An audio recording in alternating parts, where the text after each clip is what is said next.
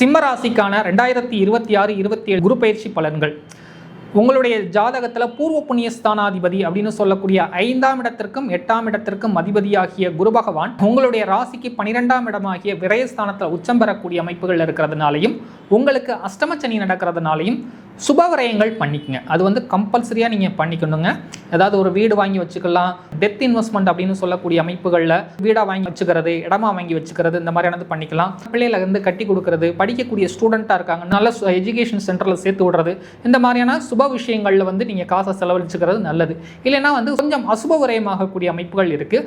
அஷ்டமச்சனியினுடைய தாக்கம் இருந்தாலும் சுப விரயங்கள் பண்ணலைன்னா அது வேறு வழிகளில் விரயமாகக்கூடிய அமைப்புகள் இருக்குது. அப்படின்றதுனால இந்த குரு பயிற்சி காலகட்டங்களில் தான தர்மங்கள் பண்றது ரொம்ப நல்லதுங்க. குறிப்பாக வார வியாழக்கிழமை காலையில பக்கத்தில் இருக்கக்கூடிய சிவன் கோயிலில் போயிட்டு சிவபெருமானையும் முருகப்பெருமானையும் வழிபாடு பண்ணதுக்கு அப்புறம் ரொம்ப முடியாதவங்களுக்கு அதாவது உதவிகள் செய்யுங்க. இந்த மாதிரி சுபவிரயங்கள் பண்ணிக்கிட்டீங்கன்னா இந்த குரு பயிற்சி ஓரளவு நல்ல யோக பலன்களை தரக்கூடிய அமைப்புகள் இருக்கும். மற்றபடி குரு பகவான் பார்க்கக்கூடிய இடங்கள் 4ஆம் இடத்தை பார்க்கறதுனால இவ்வளவு நாள் இருந்த உடல் அசௌகரியங்கள் நீங்கக்கூடிய அமைப்புகள் இருக்கும். 8ஆம் பாவகத்தையும் பார்க்கக்கூடிய அமைப்புகளில் வர்றதுனால வெளிநாடு போகிறதுக்கான யோகா அமைப்புகள் இந்த மாதிரியான விஷயங்கள்லாம் உங்களுக்கு கிடைக்கக்கூடிய அமைப்புகள் இருக்கும்.